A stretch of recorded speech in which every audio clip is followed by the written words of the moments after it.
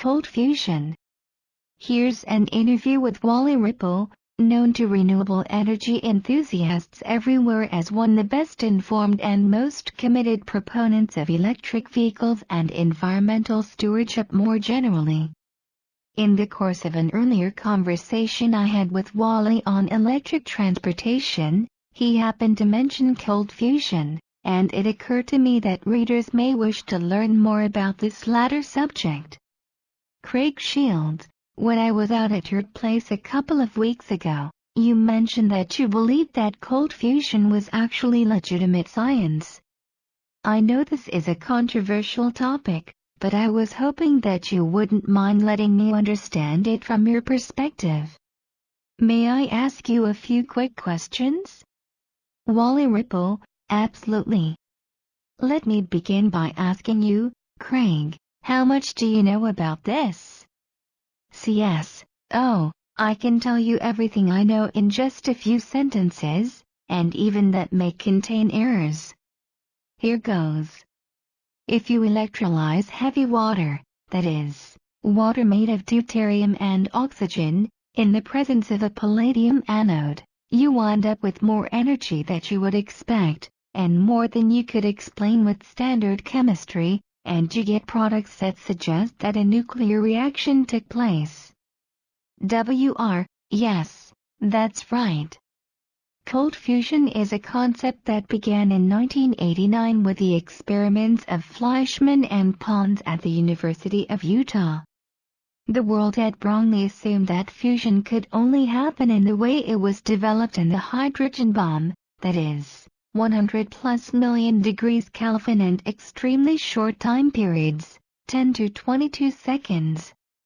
It was simply an intellectual error to assume that anything else could not be fusion. Nuclear reactions provide 107 times the energy found in chemical reactions, 10 million of versus 1 of.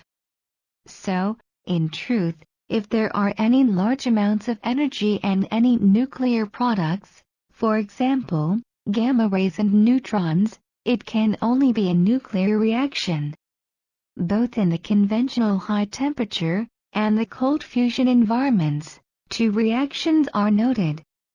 D plus D He3 plus N plus photon, gamma, and D plus D He4 plus photon, gamma. CS, why doesn't it just make He4 every time? It's because of quantum mechanical effects, that is, the Schrödinger wave equation, combined with the conservation of angular momentum that make certain outcomes far more probable.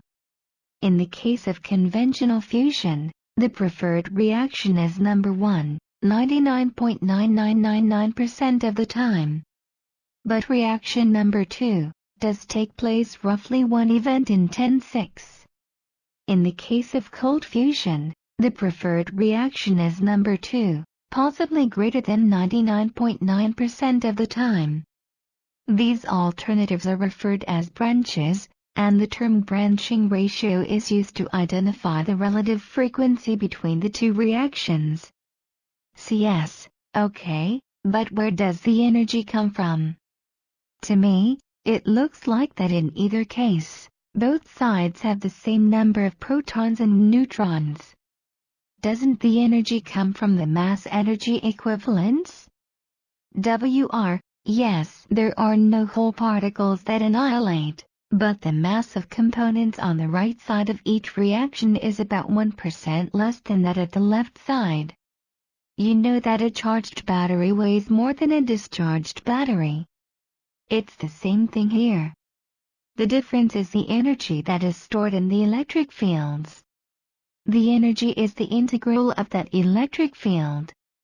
CS, okay, thanks. I think I understand the physics now, at some level, at least. But why is this so controversial? Why do people believe that this is bad science, a hoax? I would think that it either happens or it doesn't. Actually, the human side of the equation is even more interesting than the science. There has been a calculated effort to discredit the idea of cold fusion. For obvious reasons, cold fusion threatens existing energy-related interests, and those interests have been intensely aggressive with throwing people off the trail. CS. But I heard that the people who looked into this couldn't find nuclear products. WR.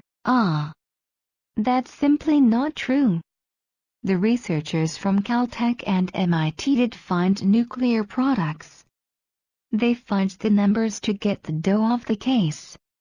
The U.S. Navy and Lawrence Livermore have also found clear evidence of nuclear results.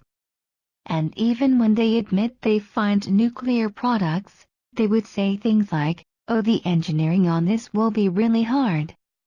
I'm not saying it will be easy, but that's like saying, "There is $1 trillion in that safe over there, but there is no use trying to get at it because the combination lock might be hard to open."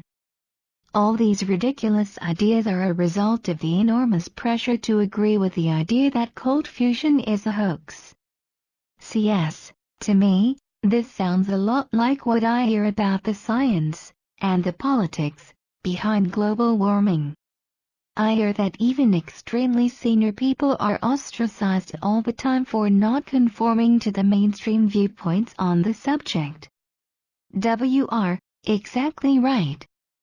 Dr. Peter Hagelstein at MIT, best known for his X-ray laser, is also a strong proponent of cold fusion. He's been isolated from the entire scientific community because of that belief.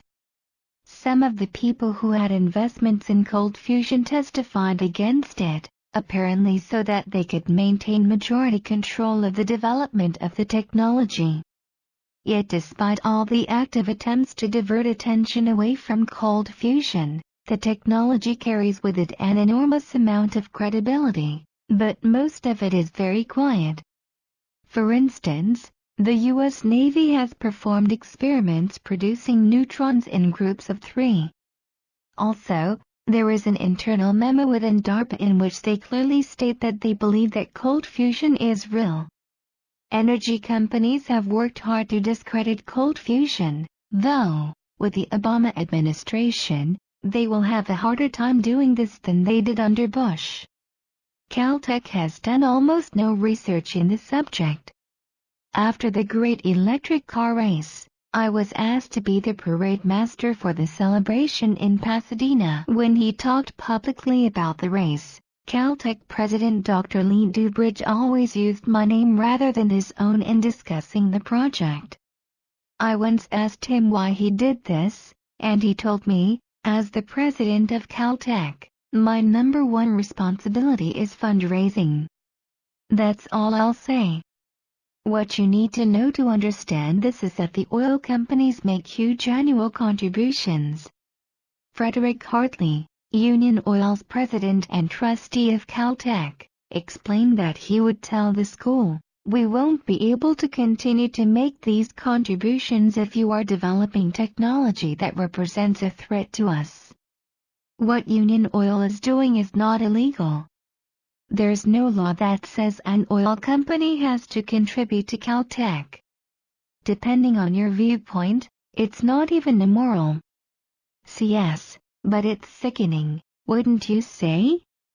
WR. Well, the struggle for money and power at the expense of the well-being of the common man is certainly an ingrained part of our society. For the 100 years leading up to the development of the internal combustion engine in the automobiles in the early 20th century, our civilization had made great strides in the direction of clean energy. When oil became important, all these efforts stopped. CS. Where would you personally like to take this at this point in your life? WR. I'll be 65 soon. I want to visit some labs, conduct some tests, really get involved. CS. That's terrific.